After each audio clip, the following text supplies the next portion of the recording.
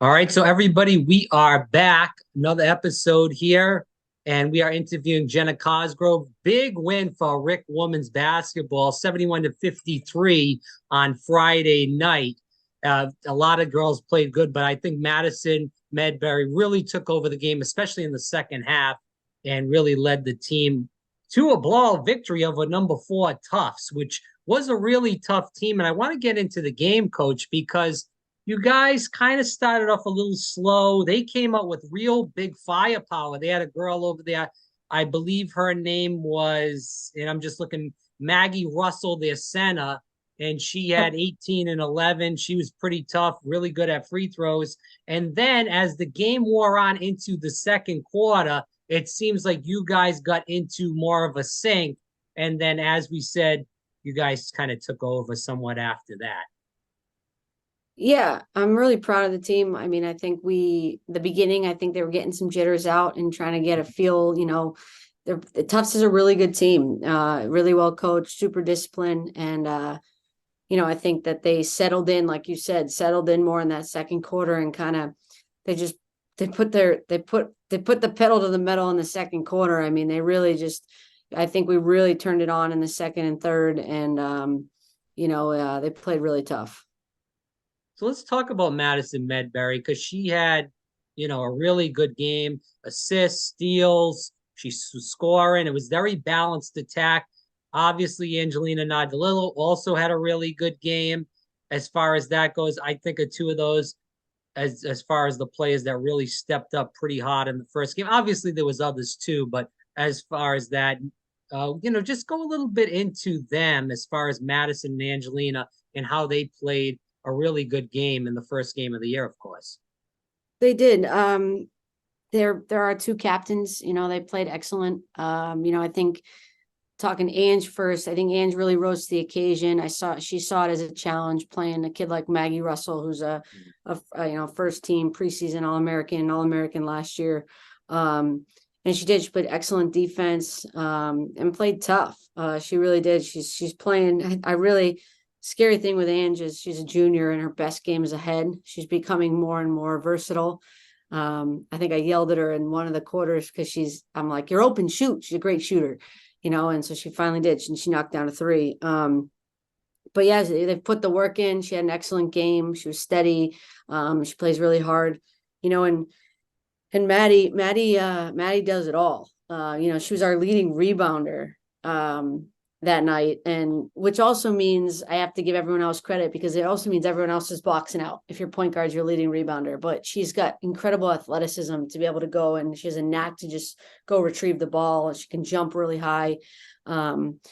She just elevates over people, but then she's got 5 assists, 1 turnover, 2 steals. She makes it all happen. She does. She's our motor. She makes it all go, and it's what I see so incredibly different from last year is we couldn't get Maddie off the court in a game like Tufts, and now all of a sudden we've got the power to get other kids in and get her a rest. So that's where our depth really showed in that Tufts game. Let's talk about the depth. And you brought this girl up last time we spoke, Olivia Middleton, coming in from St. Lawrence, I believe. And you can correct me if I'm wrong, being that 50th senior. I was very impressed by her. I love her game. She really can play good defense, but especially on the offensive end, she played extremely well. Talk a little bit about her as coming into her first game in your scheme and really producing extremely well. Yeah, Olivia's being a 5th-year kid, especially Olivia provides a sense of calmness.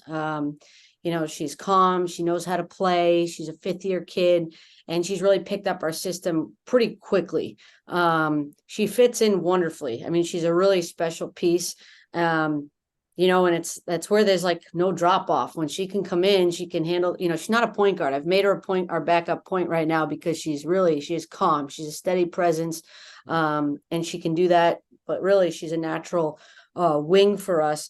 But it's funny, you were impressed with her on the offensive end. She did a great job. She's an incredible defender. And that's really, between her and adding her and Sophia Gary, are like our defense is just takes it up another notch. So it's so fun to see.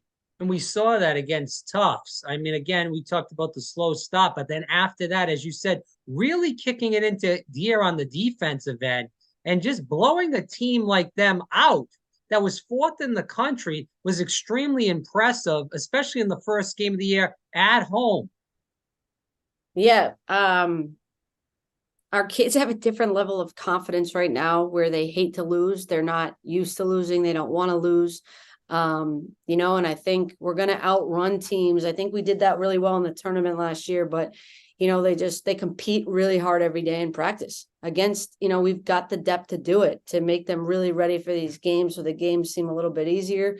But that was a great team. I couldn't have been prouder of just how we finished it out and just played each quarter really, really tough. I think, we took good shots. I think in the first quarter, I was showing them some film yesterday. We were a little hesitant in a lot of ways and stagnant on offense, but our defense creates our offense. We relied on our defense, and we really picked it up.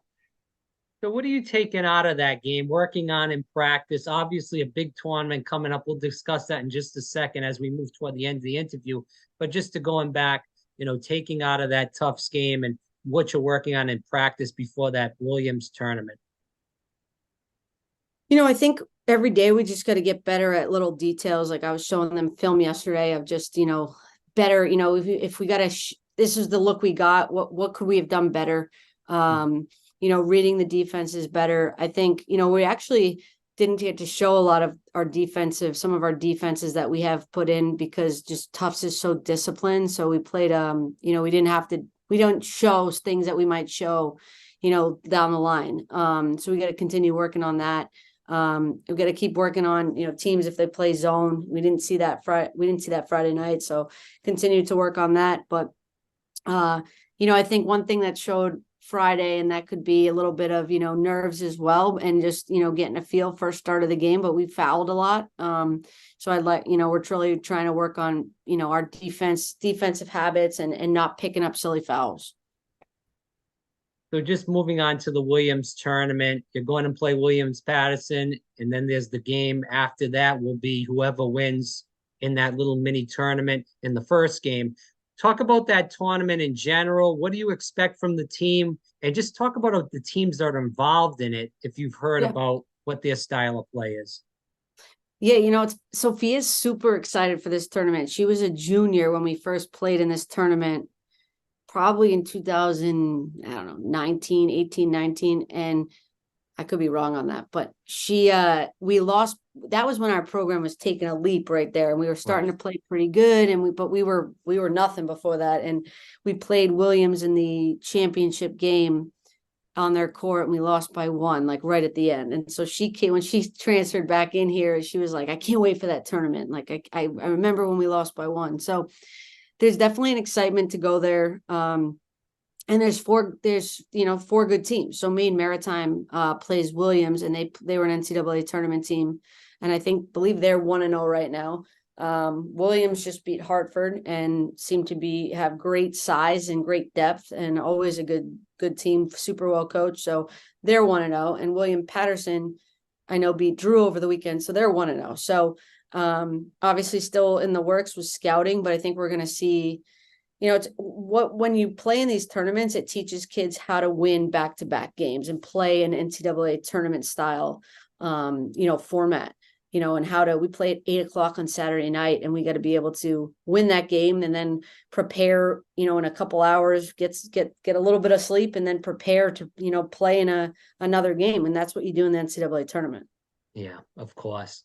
So just ending the interview there. And obviously, then the next game after that for the next home game is the 21st against Bridgewater State University. We'll get into that in the next interview because we do have 2 games before that.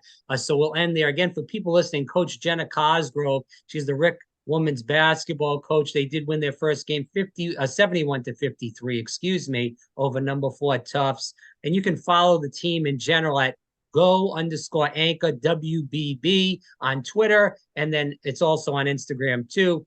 And also at Coach J Cosgrove, Twitter, Instagram. So both of those 2, and then anchormen.com. to follow the athletic website, and they have more information there. But Coach Jenna, look forward to the next couple of games. I'll be watching them online. We hope people, if they're in the Massachusetts area, they stop by. Even if you're from Rhode Island, if you can do the hike up there, stop by. If not, watch it on anchormen.com. And then obviously go to the game on the 21st against Bridgewater State at home for that game. But Coach, thanks for always coming on with us. Greatly appreciate your time today. Absolutely. Thanks, Rob.